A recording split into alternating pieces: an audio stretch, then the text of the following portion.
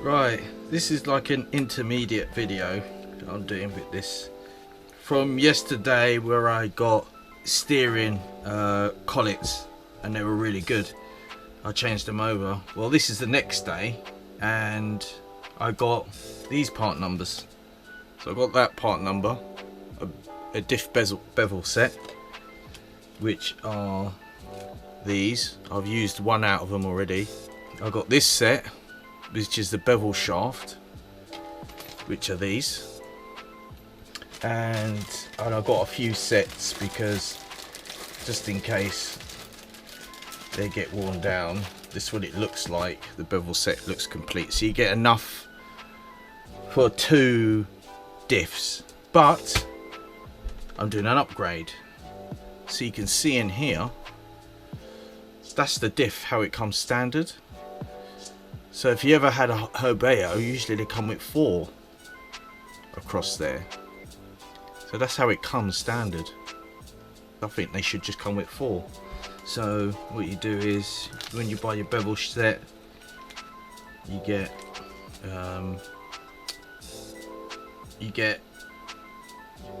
really 2 of these. So in their head, you do one, you close that up as it is, and you do the next one, and you don't bother use these gears here. We just keep these large. These ones you don't bother use. You just wait until you break one or something like that, or you go to service it. You can put those in there. So you got 2 of those, and you get a shaft like that. And basically, I'll just show you quickly. Put them towards each other, facing towards each other, like this. So it's facing towards each other like that.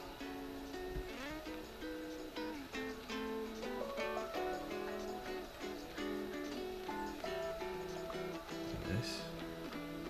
And then what we're going to do is just see the cut out, the shaft's facing you. We're going to turn it upside down like that, and make sure it's straight upside down, and we just put one across here. Put it in like that. Make sure the 2 cutouts are inside each other, so you can see like that, and then you can give it a little bit of a spin. It does go to race. Put your finger in it, give it a little bit of a spin. You can see that's nice. So that's 4. So it makes this 10 times stronger. Especially if you put thicker diff oil in there, it'll actually give it a bit of work. Now I've got some stiff shock oil. This is like 1100. I've got better shock oil coming, but I'm just doing this for tomorrow. I'm just putting some a little bit more diff oil in here, thick diff oil, but it's all coming out because I've actually got like 5,000 weight coming and a 3,000 weight coming, but for now I've just put this in here. This is just for tomorrow, so a bit too much. Where's my tissue? A bit too much in there. And if you can't find the holes, just lift it slightly. That can stay in there if you want, as long as you can line up the pin, and then you can do something like this. You can just feel your way until it drops in. There's the hole there, and then you can just put your screws in and just get them started. So I've just done the front one, and also I think the center one needs doing as well. So the center one is a bit of a pain.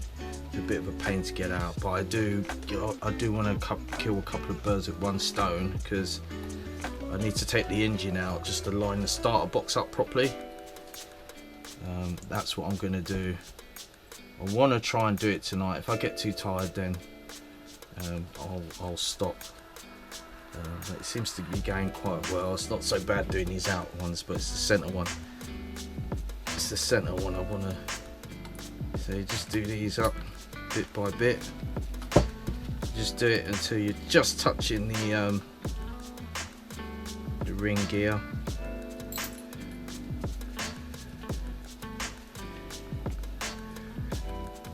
To be honest, I don't feel even to drive this with one bevel gear. I've seen 4 all the time, and I've driven one car. I think the Mad Force had a 1 bevel gear set in there, and it broke. Like as soon as it needed light. You need light oil in there.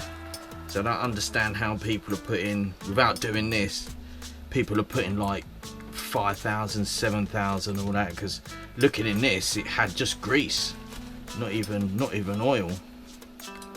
So I suppose that is it, to not give the gears so much work to do through the oil and everything. So, you know, I'm scared to kind of abuse, you know, on the track, abuse the car with just one set of gears. I mean, if you know, I suppose it just, they just help. Yeah, so this is just an intermediate video. That's just one. That's the rear done. I've done the front already, as I said before. And I am going to open them up again and put the right grease in there. I do want to sort of take the car apart front and back and just check every single screw, nut, bolt, drive shaft, and bearings and all that kind of stuff. I want to check with it to see if there's any bits I need to order up ahead. So this is just a marine grease I'm just putting around here. I'm not putting much. Normally what I do is just fill the gears and leave a bit on the edge, on the actual just in the actual this part on the diff case, and that's it. Just put it straight back in. So I'm going to go back off camera, put this back together, and I may turn it back on when I get to the center. 12 seconds later.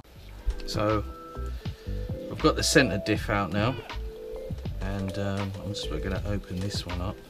I haven't read the instructions, so I'm just going by feel, and it's the same there. Look, 1 bevel gear, and this is the center. This is the actual center one, so I didn't really need to take that brake off, or did I? Yes, you do, because the brake sits in front. Does it sit in front? Yeah, it sits in. Yeah, it sits in front, doesn't it? So you have to take this brake off so you can get to the screws behind here to each do 1 end turn like this. To each do 1 end turn. So take this only on this side where the actual gear is. Just take the brake off, and I think I measured the gap of this one just before, and it was like 2.5 mil. So when you put it back together, I just put a vernier in between the 2 brake discs and just widen it out, and then I'm just going to widen it out until I get 2.5 and then leave it as that. So once you take it off, just undo these 4 screws like this, each by turn, and yeah, it's got 1 bevel gear, so that means I get 1 shaft out again. These 2 I'm not going to need, so that means you have to open up another packet just to get 2 out of here. So this is a fresh packet now, so it's IF 102.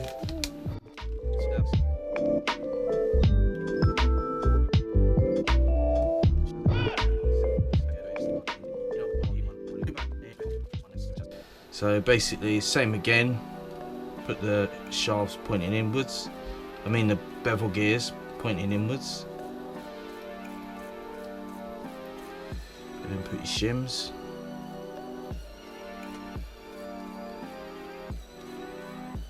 So I like to turn it round so it's pointing up, get it in place, and then I'll turn it upside down. But what thing I didn't do is I need to turn this shaft around. So just get your finger, grab it, and just spin it round, and then you can just see this cutout here is facing towards you. So you just put it like this, and pick up your gear, even though I've got dirty fingers.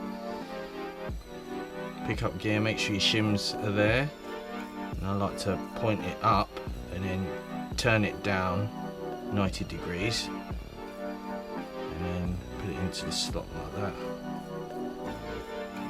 And then widen out your bevel gears.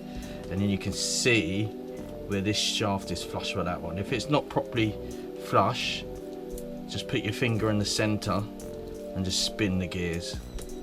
It should sit in. So this shaft now is level with this shaft. So this shaft is level with this shaft. And that's it, you're done. Then I'm just gonna put some of this in there.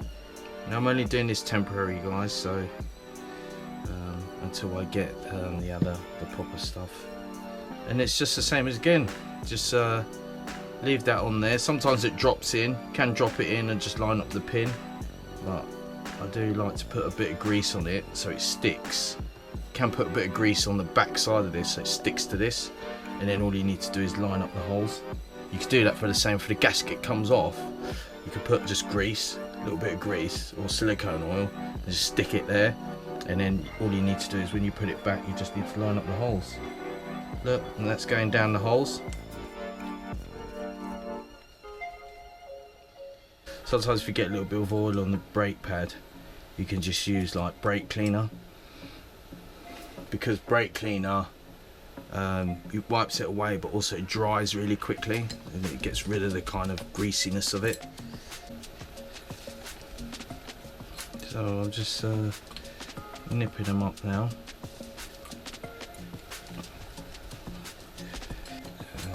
What I do is a cross pattern, so I go one like that, then I do this one, then I go to the right and I'll do this one. See, because it's tightened down. Then I got opposite, and that one goes down, and then I go to the right, that one goes down, and I go opposite, that one goes down, and I go to the right, and I go opposite, and I think that's it. Yep. So now what we do is, since we got it a little bit messy, we get a little bit of brake cleaner. Yeah, and it sprays everywhere. Yeah, I know.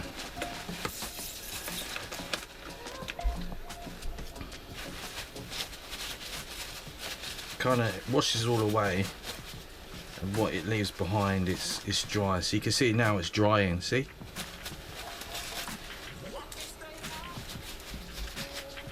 See what I mean? That's kind of dry now. Just got to get into these little bits. And this one's because this one's exposed as well. You can't really put any grease in there. So I'm hoping you've got to wipe all that silicone stuff off, all the shock oil stuff off, because you don't really want it to be attracting dirt into the car, because that part of the car gets really dirty.